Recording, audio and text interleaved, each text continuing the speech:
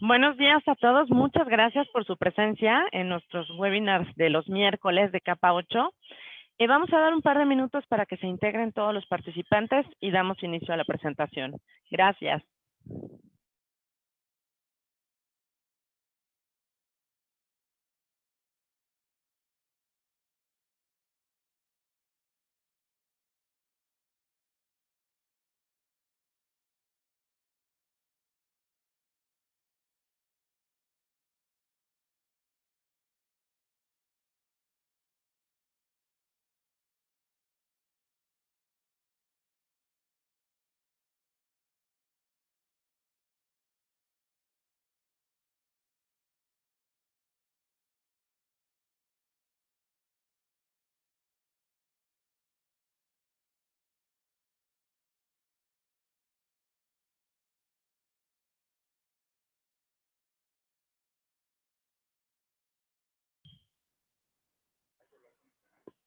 Muy buenos días. Vamos a dar inicio. Gracias por acompañarnos el día de hoy.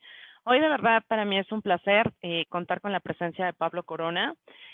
Pablo Corona, ustedes lo conocen muy bien, es muy conocido en la industria y les voy a dar una pequeña semblanza de él. Es ingeniero en sistemas con maestría en administración de las tecnologías de información.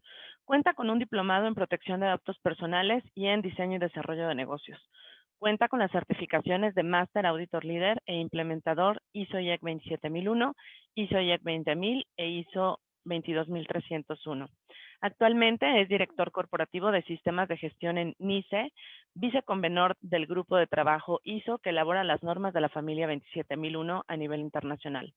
Es vicepresidente para ciberseguridad en la Asociación de Internet MX, antes AMIPSI, y es titular de la Cátedra de Buenas Prácticas de Seguridad de la Información en la Maestría de Gobierno de las Tecnologías de Información en la Universidad Iberoamericana. Es autor del libro Guía Práctica para la Gestión de Riesgos en la Era de la Ciberseguridad, el cual les recomiendo mucho, y es miembro del Comité Técnico Asesor para el Programa de Resultados Electorales Preliminares PREP para el Proceso Electoral 2018, Extraordinario 2019 y 2021 en el Instituto Nacional Electoral. Asimismo, es editor y redactor de iniciativas de cumplimiento para la Ley Federal de Protección de Datos Personales en posesión de los particulares. Pablo, qué gusto tenerte con nosotros. Y pues es un gran cierre de año, ¿no? ¿Cuáles son los retos de la ciberseguridad para el 2021? Bien, pues muchas gracias, Ana Cecilia, y gracias a Capa 8 por la invitación, a Juan Pablo también. Antes de platicarles de los retos, creo que es conveniente entender bien el panorama y saber que para mí uno de los principales retos sobre la ciberseguridad es entender qué es la ciberseguridad. Y justamente voy a utilizar las primeras láminas de la presentación para hacer un panorama completo sobre qué es la ciberseguridad y con esto entender estos retos. Primero, ¿por qué esto es un reto?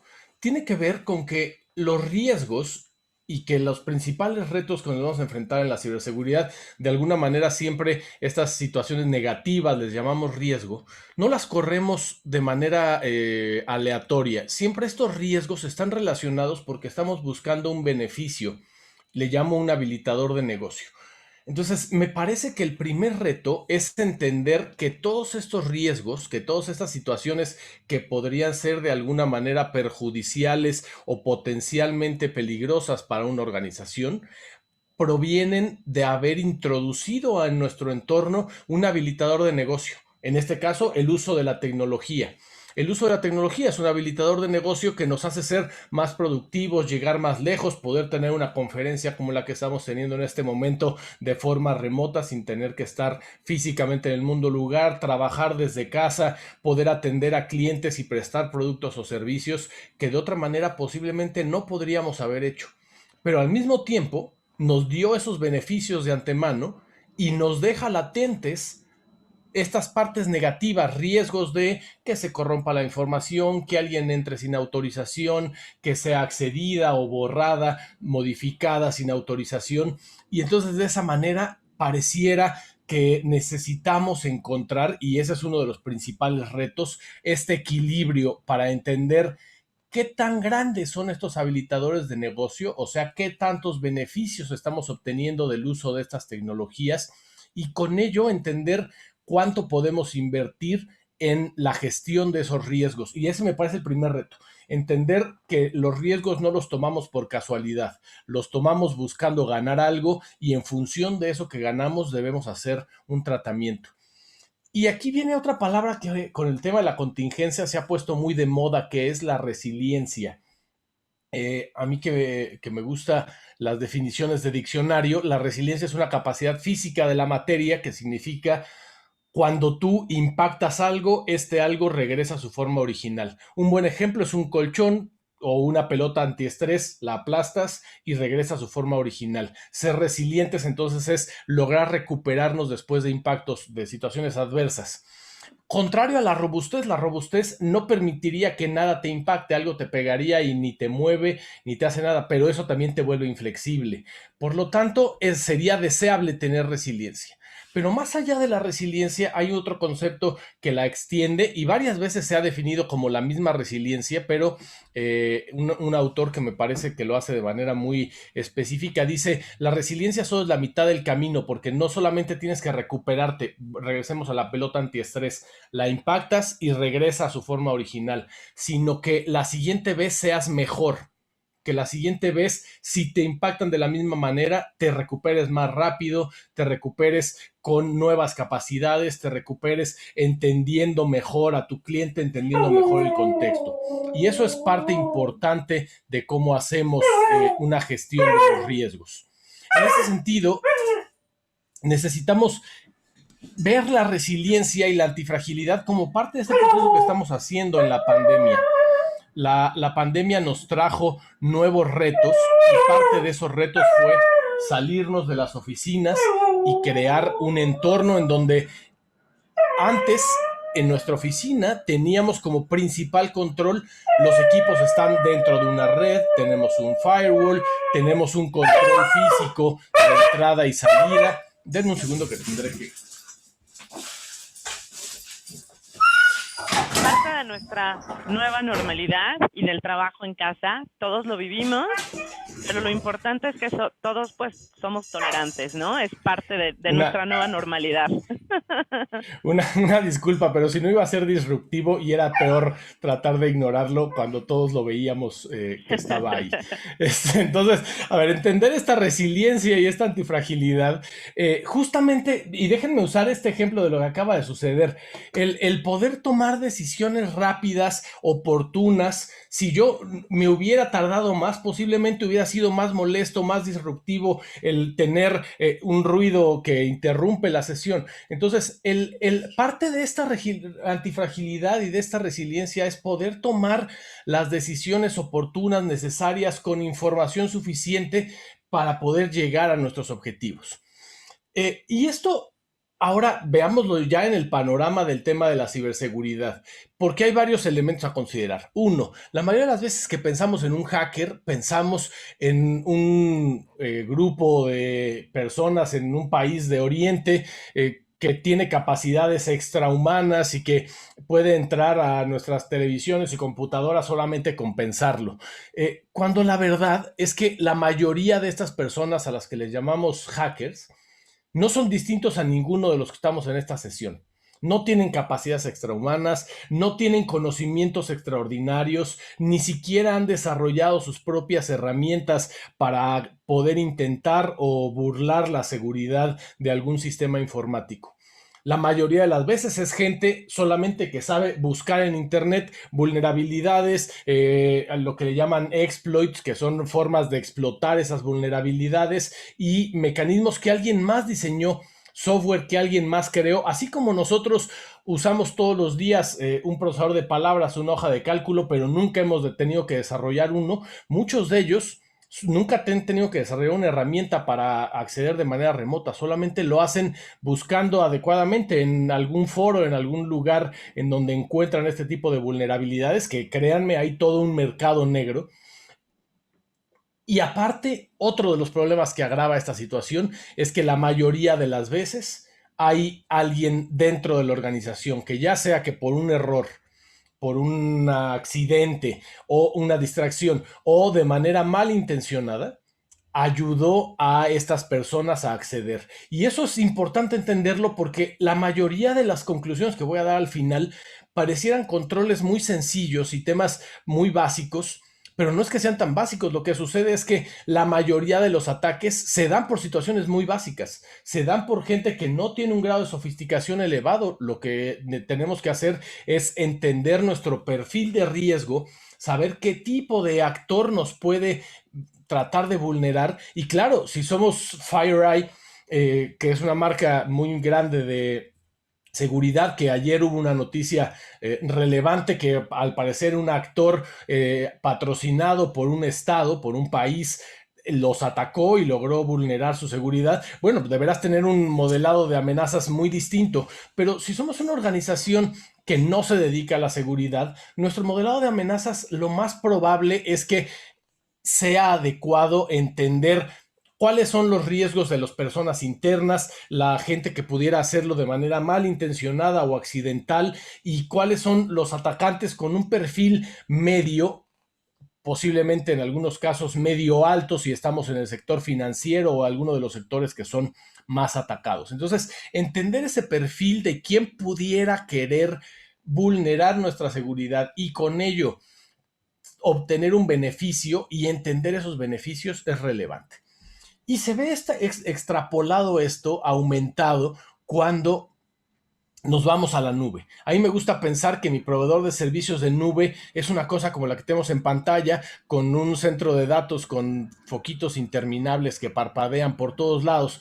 Pero del otro lado de una dirección IP, cuando tú contratas a un servidor en un proveedor de servicios de nube, no hay manera de saber si no es a través de un esquema de confianza, de una certificación de alguien que sí ha visitado ese centro de datos, que ellos tienen esta infraestructura o esta otra infraestructura. Encontré este sticker que decía, no existe la nube, solo es la computadora de alguien más. Sí, pero ¿de quién más? ¿De qué procesos realiza? ¿Qué elementos lleva a cabo para reforzar su seguridad, tanto física como informática, como tener la punta de lanza, que justamente son los beneficios que buscaríamos estando en la nube? El no tener que tener infraestructura constantemente actualizada, no tener controles de seguridad físicos para el acceso, para la preservación de la temperatura, de la humedad y de varios otros elementos. Por lo tanto, entender con quién estamos haciendo esta cadena de confianza, con proveedores, aliados estratégicos, empresas que procesan o tratan la información de nuestros clientes, es otro de los aspectos muy relevantes, porque no normalmente la cadena se rompe por el eslabón más débil, y al rato hablaremos de ese eslabón más débil que siempre lo vemos como la gente, pero sacando a la gente se va a romper por el eslabón más débil, que no va a ser el lugar en donde más reforzaste la seguridad. Pues la mayoría de las vulneraciones, otra vez, tienen que ver con un proveedor que dejó mal cuidadas las llaves de cifrado, con un proveedor que alguien logró corromper a la persona de limpieza y entonces de alguna manera introdujo un componente extraño, por un proveedor o una persona en el entorno de clientes que tenía poca seguridad en sus sistemas y desde ahí lograron hacer movimientos laterales hacia el resto de la infraestructura. Entonces, entender en quién confiamos y cómo tener estas cadenas y redes de confianza es muy relevante. Pero hasta aquí hablé de seguridad de la información. El problema y otro de los retos importantes en la ciberseguridad es entender que ya no solamente estamos protegiendo información. Desde hace muchos años hemos tenido muchas otras cosas, hasta le llamamos el Internet de las cosas, que están conectadas a Internet, que dependen de estos sistemas de información, pero que no son información. Autos de los cuales depende la vida de la gente y que si alguien logra intervenir los sistemas del auto, y esto es un caso real, que lograron a través del estéreo Bluetooth conectarse al auto, para eso ni siquiera necesitas estar a bordo, y mover el volante, porque al final el estéreo es una computadora y la computadora del auto que controla las funciones básicas de acelerar, frenar, mover el volante también tiene una computadora. Lograron moverse de ese estéreo del auto a la computadora que hace el control del resto de las funciones y sacarlo del camino. Entonces ya no solamente estamos protegiendo información, estamos protegiendo la vida de la gente, estamos protegiendo nuestros hogares, cómo nos comunicamos, cómo interactuamos. Hoy que estamos trabajando en casa, nos hemos dado cuenta que tenemos toda una infraestructura y por, por lo menos en mi caso, tuve que hacer aquí un espacio para trabajar en mi casa mucho más robusto de lo que antes tenía, nada más una mesita, y ahora tengo un espacio de trabajo ya mucho más armado, porque necesitamos establecer estos mecanismos de adaptación, pero al mismo tiempo, como dijimos, se vuelve un habilitador que incorpora nuevos riesgos en nuestro entorno. Entonces no solamente estamos protegiendo información, estamos protegiendo a nuestras familias, nuestras casas, nuestra forma de vida. En un edificio tenemos los elevadores conectados, la automatización de las salas, el aire acondicionado, el control de incendios, y todo esto aumenta la superficie de contacto. Lo mismo en una ciudad. Tenemos interconectados los semáforos, la provisión de agua, de electricidad, de gas, la educación que ahora lo estamos haciendo a distancia y en muchos casos ha requerido de una transformación fuerte en las escuelas con consideraciones con temas de seguridad, pero primero con temas de funcionalidad, porque la seguridad desafortunadamente siempre se ve como un accesorio, como un accesorio. Primero vemos la funcionalidad, cómo doy clases a distancia, no sé si es seguro o no, y ya después empiezan a incorporarse situaciones de seguridad, sobre todo después de que hay problemas. Entonces, otros de los retos es entender que esta superficie de contacto va a seguir creciendo, vamos a seguir teniendo cada vez más y más y más dispositivos, y que cada dispositivo abre una ventana nueva a que podamos ser de alguna manera vulnerados. Y hasta aquí sonaría como que entonces mejor desconectémonos para siempre. De ninguna manera va por ahí el objetivo de la plática, más bien entender este panorama de que cuando decimos ciberseguridad no estamos hablando solamente de proteger bits y bytes, estamos hablando de proteger el tejido mismo de la sociedad, de cómo nos comunicamos, de cómo interactuamos, de cómo compramos, de cómo salimos de vacaciones o vivimos en general. Y por lo tanto necesitamos tomar esa seguridad y esa ciberseguridad con esa misma seriedad. Y lo mismo sucede ahora, me fui cada vez más grande, pero dentro del cuerpo humano tenemos dispositivos médicos o dispositivos de monitoreo, marcapasos, bombas de insulina. En un hospital tenemos prácticamente todos los dispositivos de monitoreo o para sacar resonancias electromagnéticas, rayos X, monitoreo de signos vitales conectados a estos sistemas, y otra vez la superficie de contacto aumenta, y en estos casos el riesgo ya no solamente, como dijimos, es perder a información o perder los expedientes médicos. Habría casos, y ya hubo situaciones reales en donde alguien logró, afortunadamente en un ambiente controlado para hacer pruebas y después reportarlo al fabricante, de tener un marcapasos que estaba conectado por Bluetooth al teléfono para monitorear cómo estabas teniendo el pulso, y a través de esto lograron detener el marcapasos. Eso significaría detener el corazón de una persona y por lo tanto comprometer la vida de esa persona. Entonces, en resumen, la ciberseguridad no solamente estamos hablando de seguridad de la información, ni siquiera en medios físicos o digitales. Estamos hablando de la seguridad de todas las demás cosas en el mundo, todo lo que ya mencionamos, que dependen de las tecnologías de información y comunicaciones, aunque no sean información, pero que de alguna manera hoy tenemos todo conectado. Y otro de los retos importantes es identificar cuántas de estas cosas que conectamos a Internet fueron o no diseñadas para estar conectadas a Internet. Muchos de estos aparatos fueron diseñados previos, sobre todo en la industria, previos a que hubiera esta hiperconectividad de dispositivos, y por lo tanto de un día a otro fueron conectados, y su mayor fortaleza, su mayor control de seguridad era tener seguridad porque estaban aislados. Hoy quitamos ese aislamiento, por lo tanto quitamos su mayor control. Aprender a identificar esos dispositivos que eran vulnerables porque no fueron diseñados para estar conectados y que nos podrían aumentar la superficie de contacto y además abrir una ventana como una vulnerabilidad para que alguien pudiera intervenir a nuestros sistemas o hasta a nuestra vida en general, es uno de los puntos relevantes como otro reto.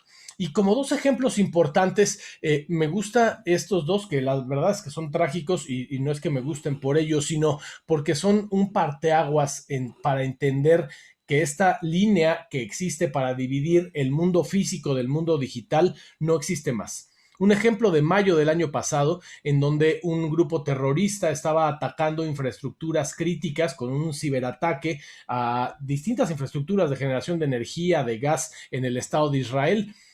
La gente de ciberseguridad del Estado de Israel detectó en dónde estaban estos ciberatacantes, estaban en un edificio localizado en cierto lugar de la ciudad y lo que hicieron fue mandar una bomba, detonar el edificio y pusieron un tuit diciendo se acabó la amenaza. Es la primera vez que un ataque en estado bélico, que un ciberataque se responde con un ataque físico. Y entonces ya no hay una frontera entre, yo te ataco ciber, pero entonces los ciber solamente afectan bits y bytes. No, de regreso puede haber consecuencias que no sean en ese mundo digital.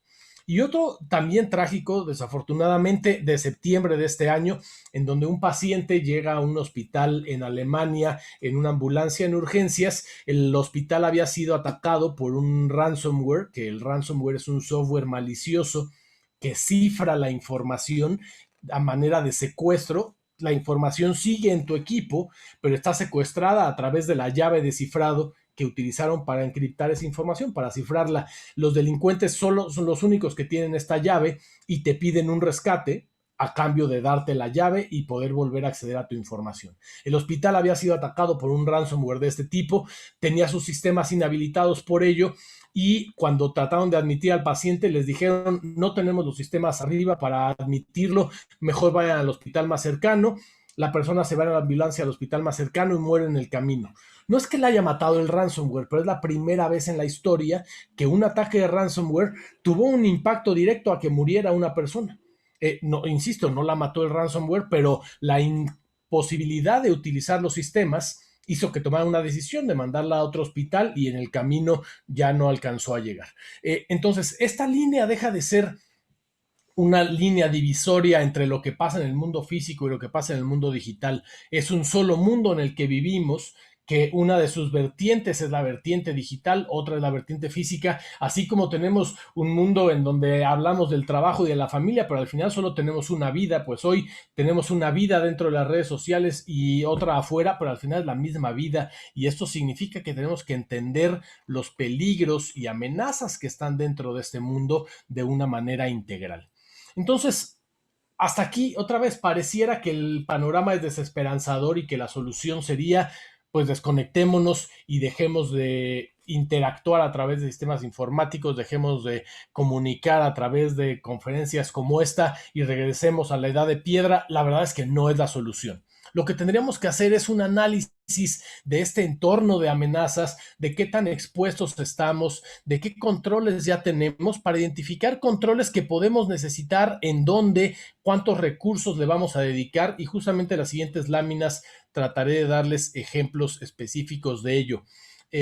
Pero el problema es que muchas veces cuando hablamos de este tema de gestión de riesgos, las áreas que históricamente tenían más información sobre gestión de riesgos son las áreas financieras. Y cuando tú a los financieros les preguntas sobre riesgos, lo ven con fórmulas y lo ven con números diciendo, pues el banco ve su área de riesgos diciendo cuánto le presté a la gente, qué porcentaje de buen pagador tiene esa persona y por lo tanto puedo saber si le puedo prestar más o ya no le presto más y eso lo hacen como un cálculo de riesgo que es perfectamente predecible a través de modelos numéricos. Ahora, esa predicción a veces puede fallar, sí, puede fallar, pero hay un volumen tan alto de transacciones y un volumen tan alto de histórico de información que los modelos cada vez son mucho más precisos. En este tema de ciberseguridad, el problema es que estamos en pañales, llevamos solamente algunos años atendiendo estas situaciones, por lo tanto no tenemos un modelo histórico, no tenemos datos que nos permitan decir bajo qué circunstancias o qué tan expuesto estás, aunque hemos estado trabajando en ello, hoy todavía no es sencillo, pero yo veo tres factores que nos pueden ayudar así a hacerlo sencillo. Entender qué tan expuestos estamos, y expuestos en cuanto al número de usuarios que tenemos, el número de equipos que están conectados, en dónde están esos equipos conectados, ya sea en la nube, en internet, en una VPN, de una red física o de forma local. Y entonces, dependiendo de esto, obviamente, entre algo tenga muchos usuarios, haya muchos equipos y esté expuesto a internet, va a tener una probabilidad mucho más grande que algo que solamente está en físico y con uno o dos usuarios. Entonces, entender, controlar, limitar el número de usuarios, de equipos, administrarlo y conocerlo es un punto importante para entender nuestra exposición y limitarla. Lo mismo que la trazabilidad.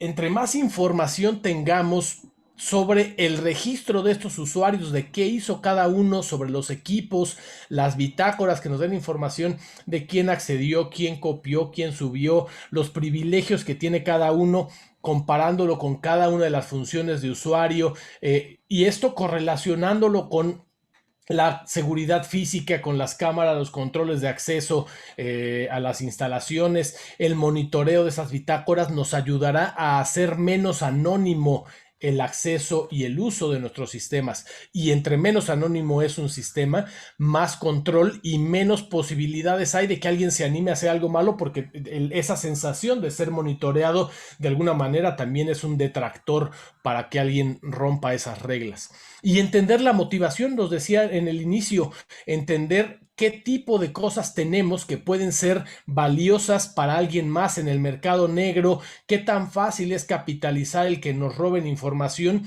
Por eso es que el tema del ransomware se volvió tan prolífico para los atacantes, porque se capitaliza muy fácil, no tienes que buscar robarle información a uno y luego un comprador que la quiera a cambio de dinero.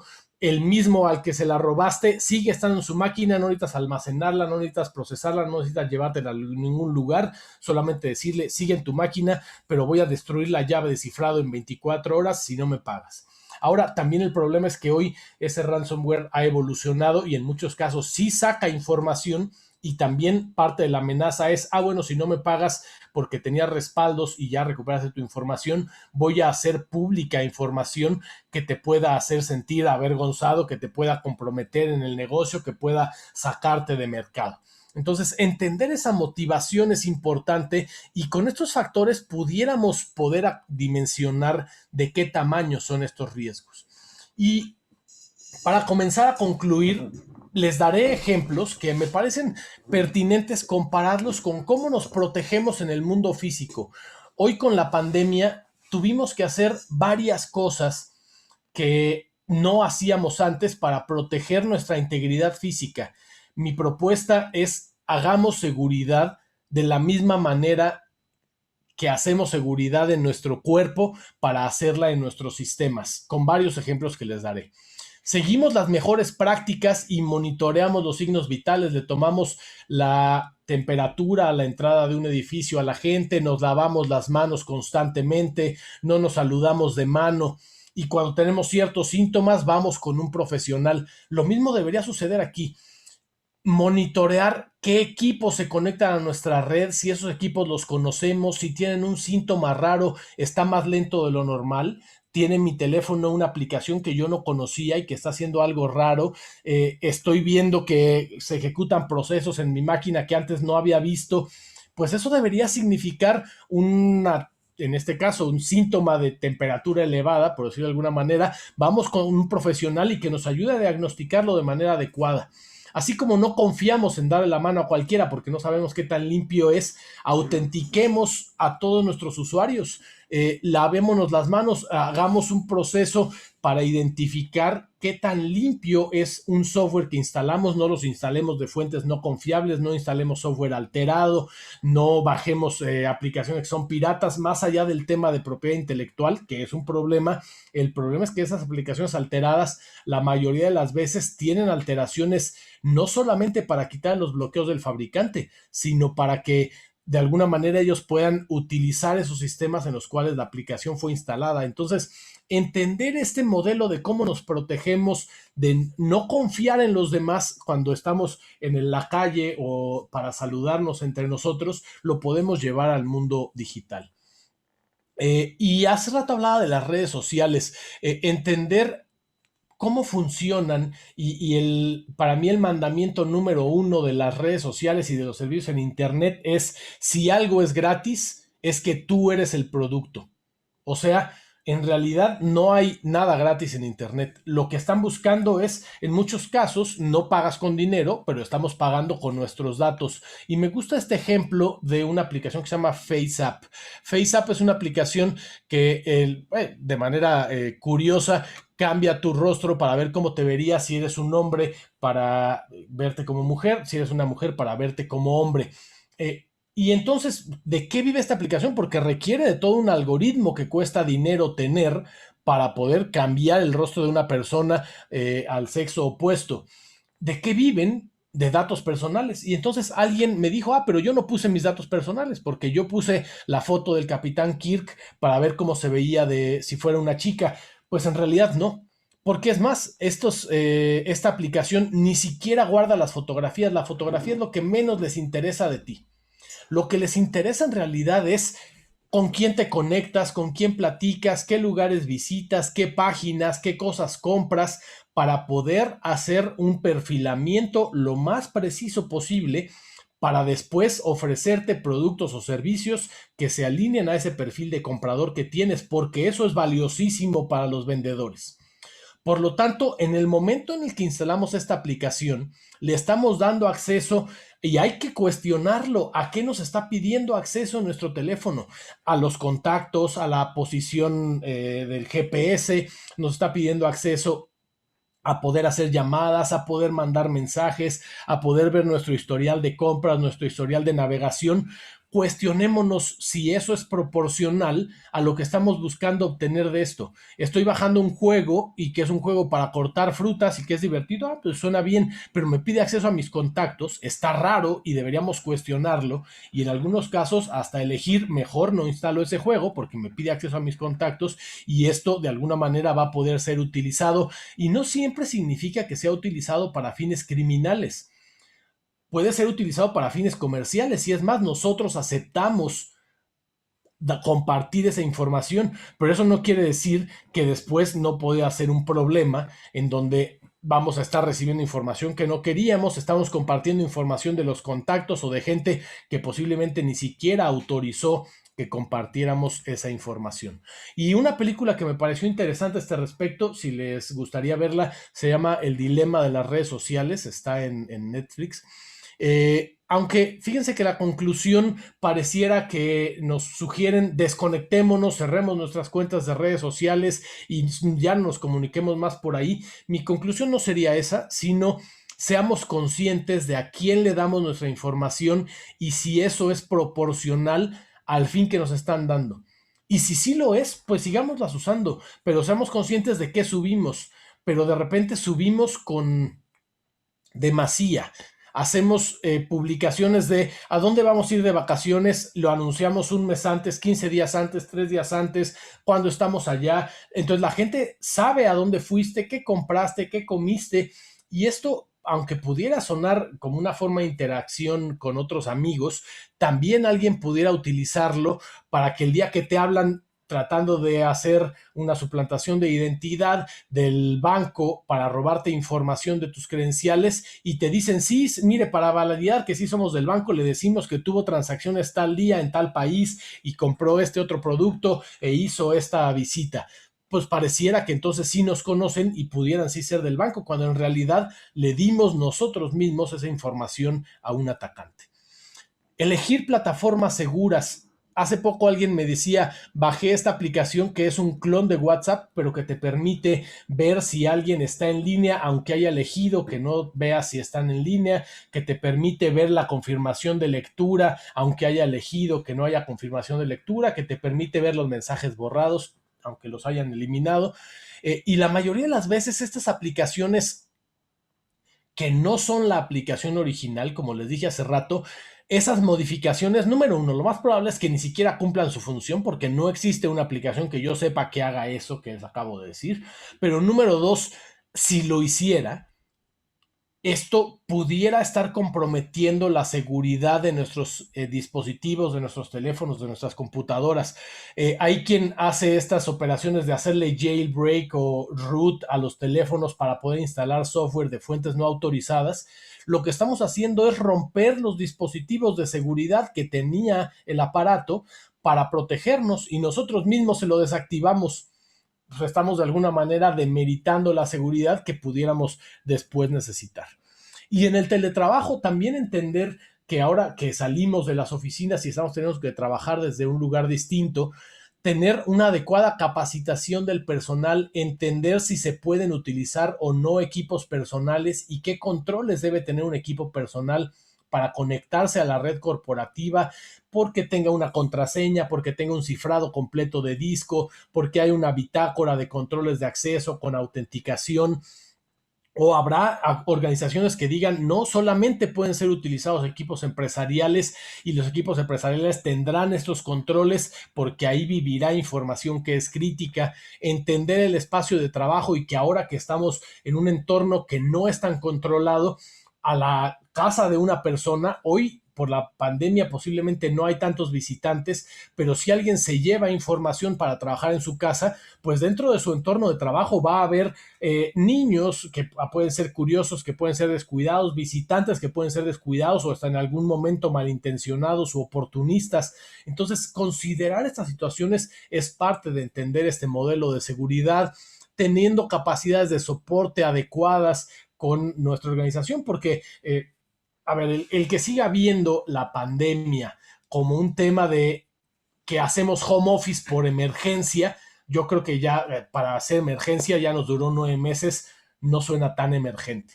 Creo que debemos comenzar a adoptar medidas para que esto se pueda hacer en condiciones no de emergencia, sino de una normalidad, independientemente de que haya enfermedad, pandemia o no. Pero entonces necesitamos tener capacidades de soporte, los enlaces suficientes. Ayer, por ejemplo, aprobaron una propuesta de ley en la Cámara de Diputados, ahora irá a la de senadores, para que los patrones tengan que apoyar de alguna manera con un extra económico para los enlaces de Internet y la luz que se consume por el trabajo en casa. Pues habrá que ver cómo funciona y de qué tamaño es esa infraestructura para que sea suficiente para poder ser productivo y con los perfiles adecuados según la actividad que realiza cada persona. Y lo mismo tenemos que considerar cuando hacemos una sesión remota como estas. Saber quiénes son los participantes legítimos y que pueden entrar a esa sesión, si el contenido que compartimos con cada uno de ellos es adecuado para ese perfil, que no hagamos una revelación de información de forma inadvertida porque hay un participante que no conocemos, que no era autorizado, porque salen las notificaciones abajo en la pantalla con un correo electrónico cuando estamos presentando a un cliente y sale el correo electrónico de la competencia confirmándonos un proyecto. Ese tipo de situaciones habría que considerarlas y cuidarlas, teniendo una preparación adecuada de las sesiones, con intervenciones controladas, siendo conscientes de cuándo se hacen grabaciones, para qué se utilizan esas grabaciones, dónde se almacenan, cómo se cuidan, porque muchas veces en esas grabaciones podría haber información confidencial que si la grabación se deja descuidada pudiera volverse una vulneración de seguridad, pero también advertir a los participantes de que la sesión se está grabando porque de alguna manera el grabar la conversación podría convertirla en un distinto tipo de conversación que si no la estuvieras grabando. Entonces, Siempre deberíamos advertir a los distintos participantes de que la sesión se está grabando, por ejemplo, en este momento que lo estamos haciendo y se está transmitiendo en vivo, y usar una plataforma adecuada. Es común que me pregunten qué plataforma es mejor. Yo, de las que hoy hemos usado, ahora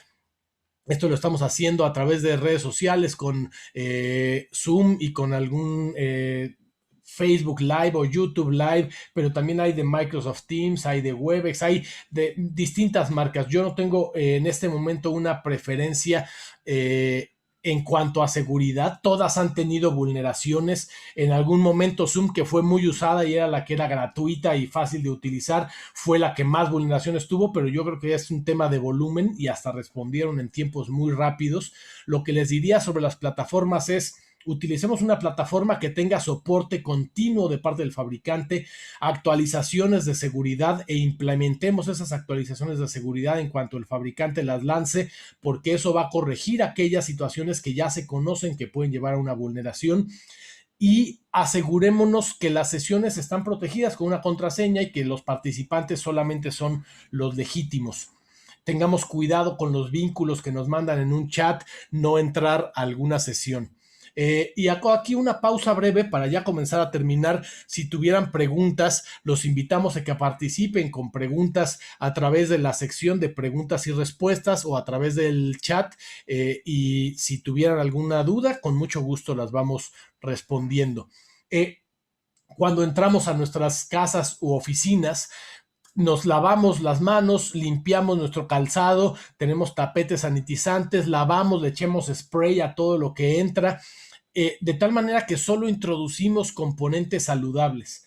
¿Cómo hacemos esa sanitización cuando incorporamos una memoria USB a nuestra computadora, cuando conectamos un disco duro externo, cuando abrimos una nueva aplicación o la instalamos, cuando abrimos un correo electrónico de una persona que no conocemos?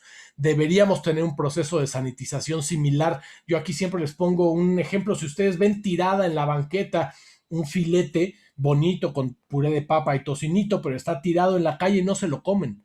Pero si encuentran un disco duro de 1 terabyte tirado, es muy probable que lo conecten a su máquina. Pues sería el equivalente a comerse el filete. No sabemos qué tiene adentro, no sabemos si alguien lo dejó específicamente para que nosotros lo recogiéramos y lo conectáramos para buscar obtener información o sacar algo de nosotros. Entonces, introduzcamos solo componentes sanos, aprendamos a identificar un correo electrónico malicioso.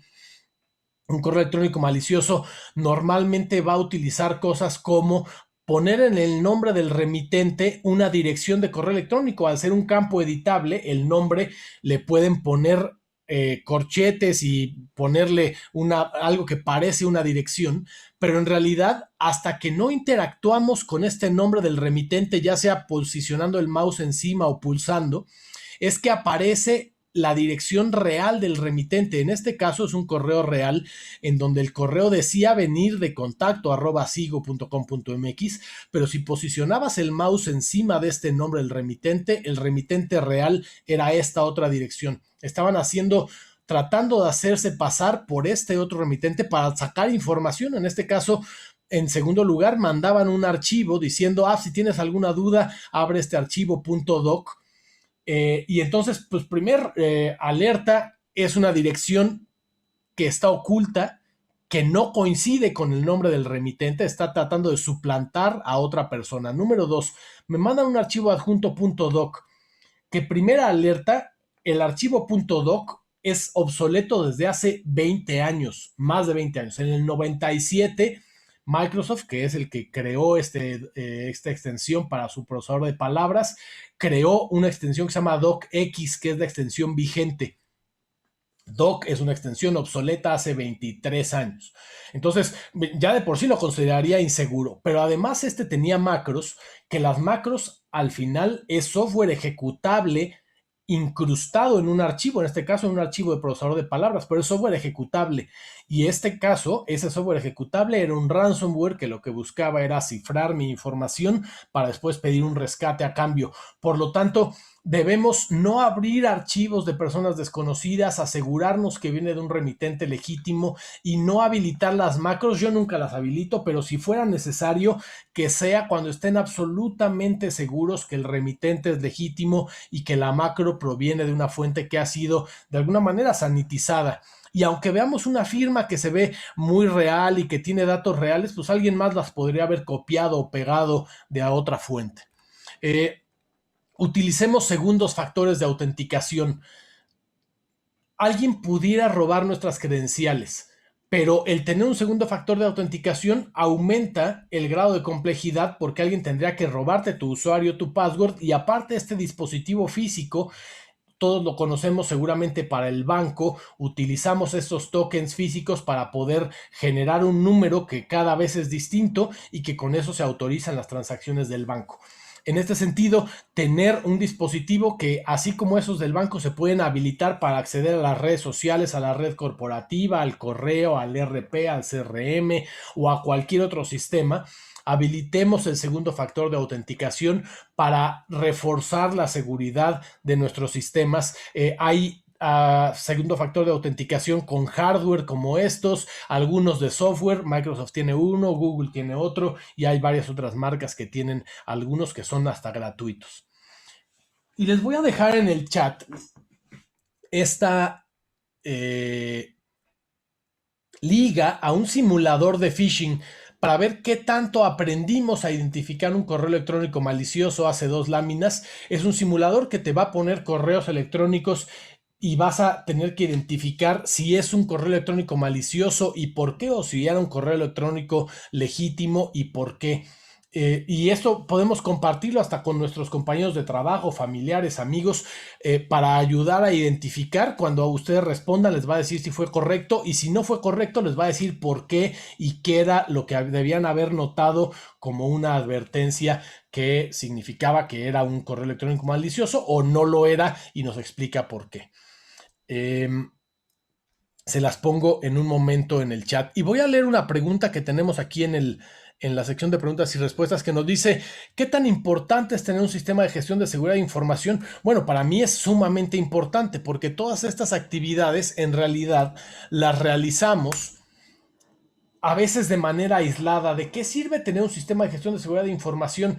Que estos esfuerzos que estoy diciendo, uno, van a estar alineados con los objetivos del negocio. Hablé al inicio de la sesión de esos habilitadores de negocio. Un sistema de gestión de seguridad de información ayudará a que todo este tema de seguridad, que a veces parece que solo protege bits y bytes, esté alineado a los objetivos de negocio y proteja al negocio, no a los bits y bytes. Número 2, sean acciones conjuntas. No hay una bala de plata que diga: comprando esta caja mágica de seguridad ya tengo seguridad en mi empresa. Necesitamos tener una acción que se complementa con otra, y ya les di ahorita varios ejemplos y me faltan algunos más, pero esas acciones complementarias tienen que estar integradas para ser parte de una sola estrategia. Entonces, parte de ese sistema de gestión de seguridad de información será algo que nos ayude a hilvanar una acción con otras para que funcionen de manera integrada como una sola estrategia.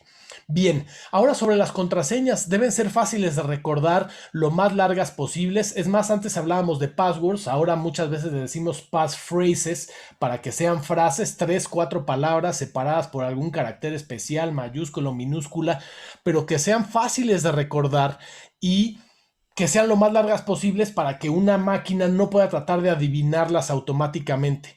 No reutilicemos la misma contraseña en más de un servicio, porque si alguien se roba esa contraseña del servicio A y utilizamos la misma en el servicio B, va a poder acceder a él. Cambiarlas con frecuencia y después de una vulneración, no compartirlas, pero hasta aquí ya se volvió complicado. Tienen que ser largas, tienen que no reutilizarse entre servicios, tienen que cambiarse con frecuencia y no compartirlas, pues se vuelve difícil de manejar. Entonces les recomiendo usen un gestor de password. La mayoría de los dispositivos y marcas tienen su propio gestor de password. Aquí hay otros ejemplos de algunos gratuitos, otros de paga, pero esto es como una libretita. Antes lo que hacíamos era tener las contraseñas en una libretita. El tema es que la libretita alguien pudiera robársela y tener acceso a las contraseñas. Bueno, pues aquí la tenemos con una contraseña cifrada, con una contraseña maestra, que es así, no debemos olvidarla ni dársela a nadie.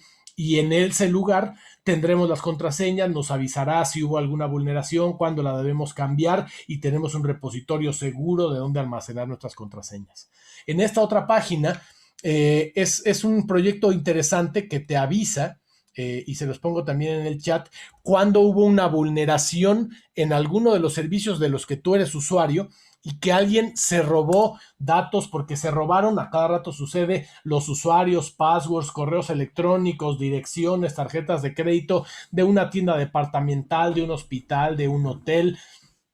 Y entonces, si entran a esta página, es gratuito, se suscriben, les manda una notificación, solo les va a pedir su usuario, no les pide su password, eso es importante, y les puede mandar notificaciones para saber si en algún momento son víctimas de la vulneración de alguna de las empresas o servicios de los que son clientes o usuarios.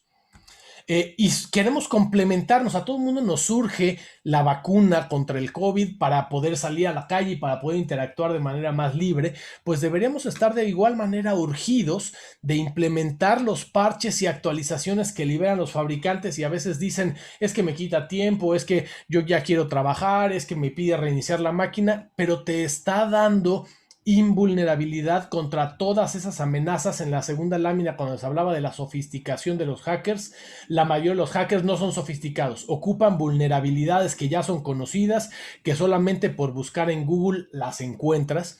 Si mantenemos actualizado nuestro sistema, vamos a volvernos invulnerable contra la mayoría de las vulnerabilidades.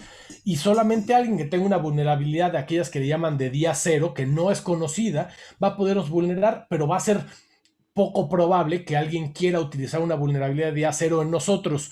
A lo mejor somos un actor con alto nivel de motivación para un atacante, y entonces tendremos que complementarlo con otros elementos. A tener entornos aislados para probar estos parches, implementar esquemas de despliegue centralizados cuando sean infraestructuras, organizaciones suficientemente grandes, y en algunos casos, sobre todo en sistemas legacy, vamos a tener que mantener aislamiento como principal control a través de flujos con APIs o otras cosas, pero identificar un tiempo idóneo para aplicación de parches, en algunos casos con retrasos cuando hay sistemas críticos. Tener respaldos. Alguien me preguntaba, ¿cuál es la vacuna contra el ransomware? Bueno, es difícil tener una vacuna porque todo el día evolucionan, cambian, hay nuevas cepas, pero si tenemos respaldos que identifiquen la información crítica para todas las personas, áreas, procesos, lo realizamos con frecuencia en un tiempo de pérdida tolerable de información según el número de transacciones y de información que tenemos, y los hacemos en un medio de almacenamiento fuera de línea. ¿A qué me refiero con esto? Si respaldamos en un disco duro que está todo el tiempo conectado, entonces ese disco duro, si la computadora tiene una vulneración, puede también vulnerar el disco duro que está todo el tiempo conectado. Pero si esto solo lo conectamos para el respaldo o para restaurar, entonces va a estar fuera de línea hasta que lo necesitemos para el momento de la emergencia, y preferentemente también fuera de nuestro sitio, o sea, fuera de nuestras instalaciones, para que si algo nos imposibilita entrar a las instalaciones, poder accederlo. Y hacer pruebas y monitoreo de los respaldos para ver que sí son utilizables y podemos trabajar con ellos. Y así como nos aislamos también ante las amenazas externas con caretas, guantes, cubrebocas, podemos hacerlo a través del medio digital usando cifrado en todas nuestras comunicaciones, certificados de seguridad en las páginas web, poniéndole contraseña y cifrado completo de disco a nuestros dispositivos. En casos cuando sea necesario, una VPN para comunicarnos de forma segura, con un certificado de seguridad que en una página sirve para saber que es un sitio legítimo y que estamos, en este caso, legítimamente en el sitio de nice.org.mx y no en alguien que busca suplantarlo. Pero entonces también tenemos que aprender a identificar, antes de ver el candadito verde o el HTTPS, cómo se lee una dirección web. El problema es que no es tan intuitivo, porque empieza diciendo HTTPS, luego 2 diagonal, diagonal. Desde ahí, brínquense hasta la siguiente diagonal, aquí. La siguiente diagonal para atrás, por eso digo que no es intuitivo, porque no se lee ni de derecha a izquierda, ni de izquierda a derecha, sino de la mitad para atrás. De esa diagonal para atrás, a esto le llamamos dominio de alto nivel y a esto dominio. Antes de voltear a ver el candadito verde, deberíamos asegurarnos que estamos en el dominio que queremos estar. Si yo quisiera estar en el sitio de PayPal, necesitaría tener en esta sección azul con verde paypal.com, no aquí. Esto es un subdominio y cualquiera puede poner el texto que quiera en un subdominio. Antes de ver el candadito verde, asegúrense que están en el dominio que quieren estar y luego, ahora sí, que haya un certificado de seguridad que les diga que ese dominio es legítimo. Y esto lo que hace es el certificado de seguridad le pregunta a un tercero, que es el ente certificador, si ese sitio es legítimo para confiar en este certificado. Es un certificado de confianza que brinda certidumbre de que ese sitio al que entramos no fue suplantado en el camino con el proveedor de servicios de internet, con el DNS o con alguna otra cosa. No quiero ponerme demasiado técnico al respecto. Tengamos alertas tempranas, así como estamos atentos de quién tiene tos, quién tiene la garganta seca, quién tiene temperatura, quién le duele la cabeza. Podemos tener alertas para saber que nuestros dispositivos están más lentos, que hay aplicaciones corriendo que no conocíamos, que hay más usuarios en nuestra red de los que normalmente tenemos y que eso significa ir a un especialista y que nos ayude. Y tenemos este modelo que se llama de Zero Trust. Lo mismo que yo hago para la pandemia, lo podríamos hacer para los sistemas. ¿Qué hago en la pandemia? Yo asumo que todos están contagiados.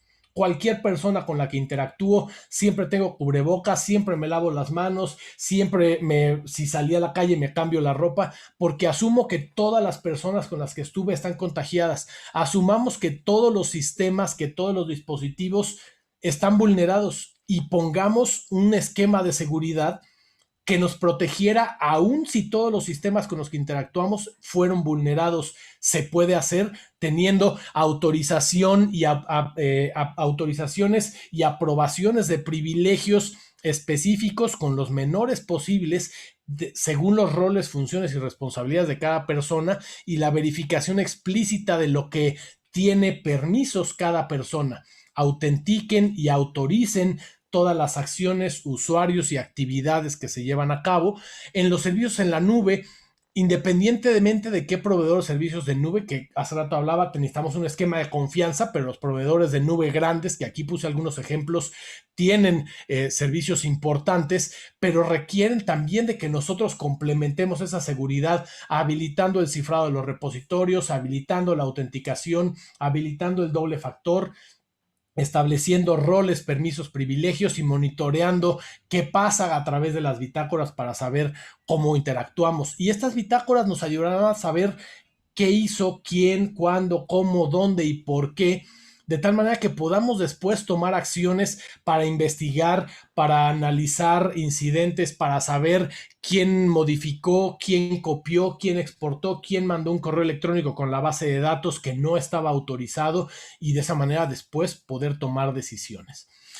Y estas bitácoras también, como último punto, protegerlas adecuadamente, porque también en las bitácoras, igual que en el tema de las grabaciones de las conferencias, podemos tener información sensible. Algunas tendrán que desecharse eventualmente, otras almacenarse de manera segura para que no la bitácora nos revele información que alguien no tenga que vulnerar nuestro sistema, mejor solamente vulnere el repositorio de bitácoras en donde tenemos los temas de usuario, de geolocalización, de los sistemas, de las plataformas, de las bases de datos y con eso poder tener información que pudieran hasta replicar lo que había dentro del sistema. Entonces también la protección de las bitácoras es relevante.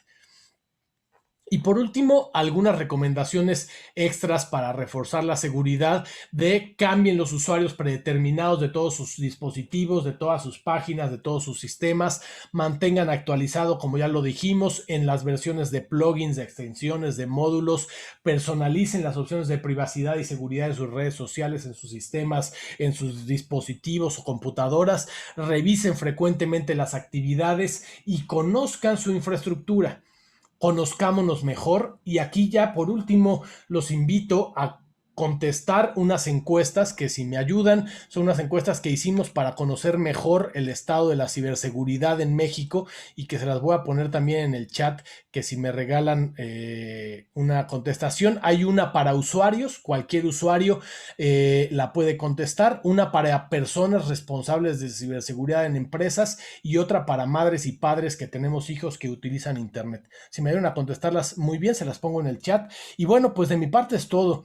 Muchísimas gracias. No sé qué más preguntas haya. Alguien pregunta, eh, ¿qué tipo de seguridad puede implementarse para el uso de voz como medio de identificación? He sabido que en varios casos graban la voz para temas fraudulentos. A ver, la ciberseguridad, como dijimos, tiene que estar en todos lados. El reconocimiento de voz eh, normalmente se hace, y no solamente la voz, todo el reconocimiento de patrones biométricos, que la voz no deja de ser un patrón biométrico. Lo que deberíamos tener no es un almacenamiento de la voz completa, sino de un patrón que nos ayuda a identificar esa voz. ¿A qué me refiero? Cuando nosotros hablamos, tenemos cierto tono de voz, cierta frecuencia, cierta longitud de onda que emite la voz y que es única de cada persona. Pero al mismo tiempo también tenemos rasgos en la velocidad en la que se habla, en la manera en la que se interactúa. Entonces, estos asuntos ayudan a poder identificar a una persona de manera precisa, no solamente con el tono de voz, sino con el ritmo, con la tonalidad, con el énfasis. La mayoría de los sistemas modernos de reconocimiento de voz no solamente hacen el reconocimiento por qué tan grave o qué tan aguda es la voz, sino estos otros elementos que les acabo de decir: el énfasis, el ritmo, la puntuación, la entonación, el acento que utiliza la persona. Y esto ayudará a ser más robusto, pero siempre habrá un atacante que logre identificar cómo grabar esto, y por lo tanto mantener actualizados los sistemas, tener otros factores de autenticación que no sean fácilmente replicables, va a ser un punto importante. Espero con eso haber respondido la pregunta. No me deja poner las preguntas porque están el chat deshabilitado de pegar ligas, pero entonces las voy a mandar a Ana, y Ana, si me ayudas a mandárselas, Con con mucho gusto, a ver si las gusto. pueden contestar. No sé si hay alguna otra pregunta. Muchas felicitaciones para ti también en Facebook. Alguien preguntó nuevamente el nombre de la película, el documental que mencionaste de redes sociales en Netflix, es Se el llama dilema de las redes sociales. El dilema de las redes sociales, o en inglés se llama The Social Dilemma. Exactamente. Y tenemos otro comentario. Actualmente los generadores de contraseñas ya no son seguras, ya son vulnerables. Sería mejor implementar una cultura de seguridad. No sé a qué se refiere, pero se refiere a que si los gestores de password son vulnerables, yo uso uno y es muy seguro, más seguro que utilizar una libreta, más seguro que no cambiar las contraseñas, más seguro que tener la misma contraseña en más de un servicio, más seguro que tener patrones para solamente cambiarle una letra o un número entre un servicio y otro. Y se mantienen actualizados. Ahora, tener un generador de contraseñas actualizado, robusto, que lo cambies, y que lo que creo que acabas de decir es importante: tener una cultura de seguridad, que usar un gestor de contraseñas me parece que es parte de ello, porque no deberíamos poner otra vez todo en un solo control de seguridad, sino una estrategia completa. Por ejemplo, mencioné el gestor de contraseñas, y que tengamos un segundo factor de autenticación sobre el gestor de contraseñas sería parte de esta cultura y una estrategia de seguridad. Muchas gracias, Pablo. Manuel Rodríguez vuelve a preguntarnos, no sé si no escuchó la respuesta, de la importancia de tener un sistema de gestión de seguridad de la información. Esta ya se respondió, Manuel, hace unos momentos. Si quieres, puedes revisar la grabación. Esto sobre todo para ya no afectar demasiado, digamos, el tiempo o la duración de la conferencia de Pablo. Pablo, muchísimas gracias. Con mucho gusto, si nos lo permites, publicamos las encuestas en nuestras redes sociales y las enviamos por correo a todos los participantes que se registraron, para que nos hagan favor de aportar su opinión a las mismas. Y si nos permites, invitamos a todos al webinar también de la próxima semana. Será un gusto poder contar con ustedes y Pablo, te invitamos a que el próximo año también nos acompañes con otro webinar. Hay muchos comentarios y felicitaciones sobre todas las recomendaciones que has hecho. Muchísimas gracias, Pablo, por tu asistencia a este webinar del día de hoy. Muchísimas gracias a ustedes por la invitación, por el tiempo, a los asistentes. Aquí está la información del siguiente webinar y pues ojalá que podamos estar por aquí más seguido. Muchas gracias y estamos en contacto. Por aquí les dejé mis datos de redes sociales. Si alguien se quedó con preguntas, por a este medio también las podemos responder. Muchas gracias. Pablo, muchísimas gracias. Gracias a todos. Nos vemos la próxima semana, que ya es nuestro último webinar del año. Y en enero publicaremos nuestro nuevo calendario, en donde esperamos contar nuevamente con Pablo y con muchos otros expositores que tienen mucho que aportar en este tema a todos nosotros. Pablo, muchísimas gracias. Muchísimas gracias a ustedes y estamos en contacto. Hasta luego. Hasta luego.